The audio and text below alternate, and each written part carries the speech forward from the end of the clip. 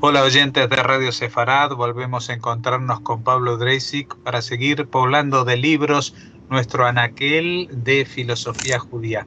¿Qué tal, Pablo?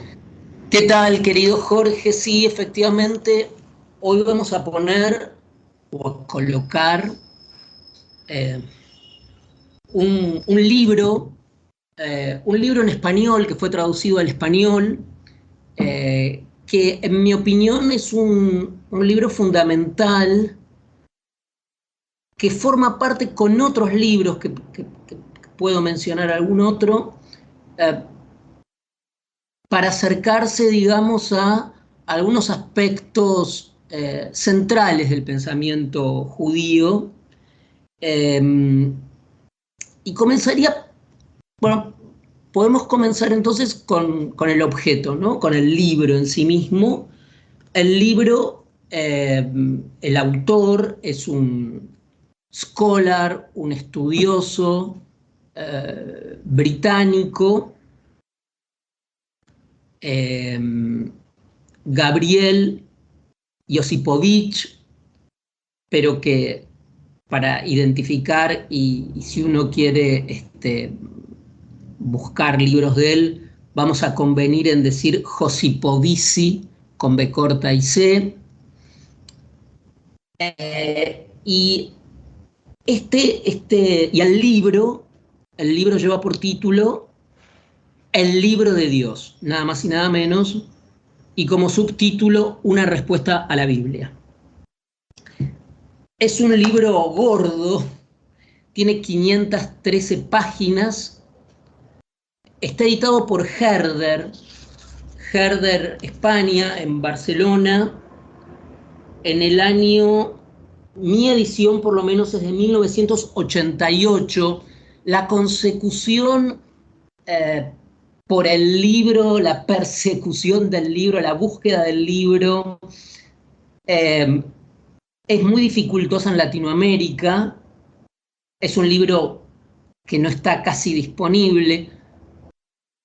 Por lo que sé, tampoco es fácil dar con él en España. No sé si Herder lo reeditó o no. Me parece que está incluso difícil en España. Pero adelanto ya lo que va a ser el corazón de mi reseña, de mi comentario. Vale la pena hacerse con él. Diría que más que vale la pena. Es un libro fundamental el que hoy vamos a colocar. Josipovici o Josipovich, Gabriel, como dije, es un erudito, es un estudioso del ensayo, de la literatura, de la filosofía. Sobre todo su campo es un campo casi sin nombre, una disciplina muy sui generis de algún modo, que es el trabajo sobre la narración, las narrativas, pero entendiendo las narrativas como estructuras que producen las sociedades, sobre todo en torno para conocerse a sí mismas. Es decir, el modo en que se producen relatos y cómo esos relatos son recursos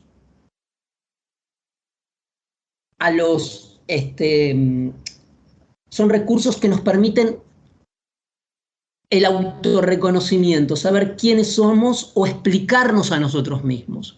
Y solo lo podemos hacer a través de este recurso hermenéutico de la mediación de un relato. Es decir, no tenemos acceso a nosotros mismos sino a través de un rodeo, de un excursus, de una digresión, de un rizo, que sería precisamente el relato, un cuento, un plot, un argumento.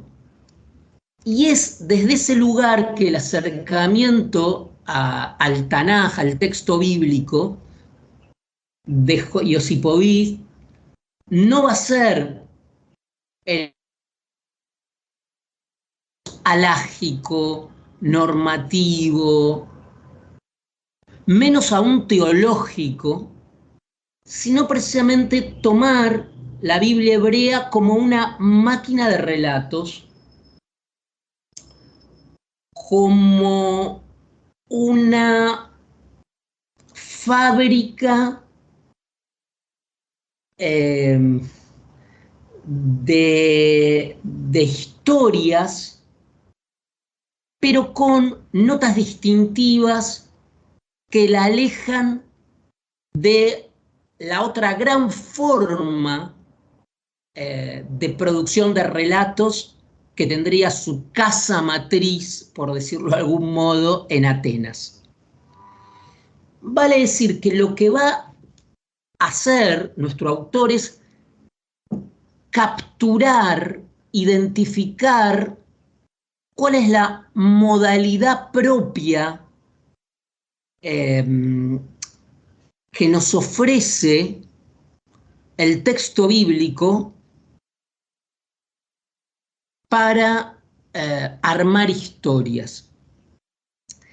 Este es un proyecto intelectual, entonces dijimos que es un modo de acercamiento al texto bíblico que no es ni normativo ni legislativo, no tiene que ver con haz esto y no hagas lo otro, ni siquiera tiene que ver con una perspectiva hermenéutica de la ley, ni siquiera tiene que ver con las tradiciones de Gadamer o la hermenéutica bíblica, que claramente es una tradición cristiana,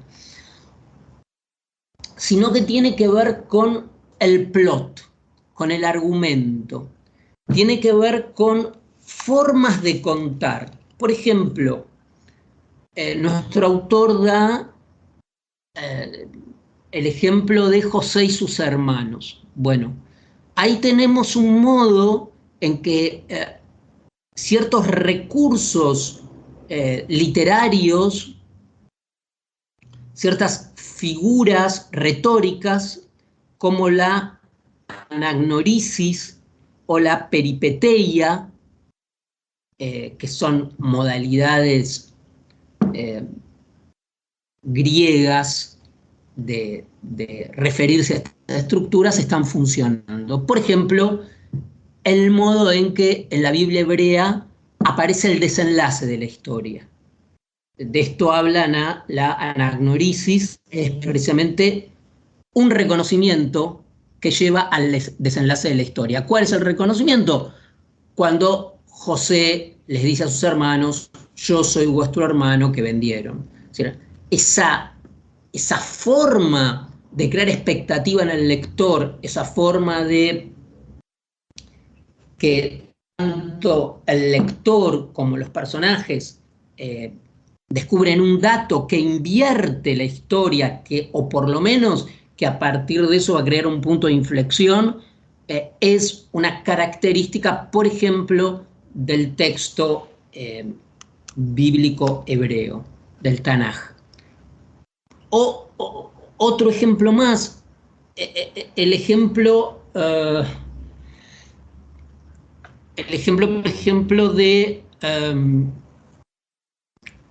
la construcción del tabernáculo, al que nuestro libro le dedica un frondoso capítulo.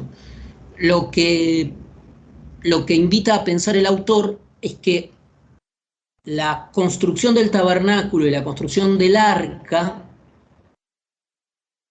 tienen en común que son construcciones con tiempo, donde el tiempo juega un papel fundamental. Son construcciones que tienen instrucciones precisas y tienen artesanos que se dedican a ellas. Por ejemplo, Baselel. En cambio, el becerro de oro, la torre de Babel, el efod de Gedeón, son construcciones que en el texto aparecen como inmediatas, rápidas, creadas a partir de la ambición. Entonces, la forma en que se estructuran estos elementos de manera contrastante es lo que le da al texto su hechura, su factura, su densidad narrativa. Por supuesto que dijimos que hay dos fábricas en Occidente de elaboración de historias. Y esto, hay una tradición que por supuesto Josipovich no es el heredero, es legatario de una tradición de este tipo, que tiene quizás su antecedente más importante en Erich Auerbach, en el primer capítulo de su gran libro Mimesis, donde precisamente contrasta el modo de narrar, la forma narrativa, el modo de contar la historia en la tradición homérica y en la Biblia. Luego también, no sé, George Steiner ha explotado esta modalidad contrastativa entre el modo de generar historias bíblica y griega o homérica. Por ejemplo, este libro que estamos comentando tiene un muy buen análisis, excelente, de dos momentos claves, digamos, de la historia, de la tradición griega y de la tradición narrativa hebrea, que es por un lado la muerte en el libro de Jueces de la madre de Císara, y por otro lado cómo Homero relata y describe a Andrómaca tejiendo en su palacio, y ese contraste del duelo, de dos duelos, el modo diferente de narrar esa historia tiene que ver y va a tener como consecuencia inmediata el modo que nosotros tenemos, nosotros, tú, yo, los oyentes, de comprendernos a nosotros mismos. El modo en que nosotros entendemos nuestras vidas, somos capaces de contarle a otro nuestras vidas, el modo en que hacemos o elaboramos la narración de quiénes somos, el modo finalmente en que damos cuenta de nosotros mismos a otro, tiene como fundamento fuerte los recursos que nos han brindado, que nos han legado, que hemos heredado de estas dos grandes tradiciones. El libro también se detiene en el modo en que en las tradiciones griegas y en la tradición bíblica se pide la plegaria, pero no solo la plegaria a Dios, ¿no? Como en el caso, por ejemplo, de Ana y su marido Elcaná, Ana rogando por hijos. Ahí toma un texto muy importante de Moshe Grimberg, y esta manera de pedir, esta manera de rogar, esta manera de elevar una plegaria, que por supuesto tiene su origen secular en cómo uno pide un café en un bar. Esto es muy interesante, ¿no? Cómo una cultura se forma en el modo en que ciertas narrativas nos invitan a pensar cómo pedimos.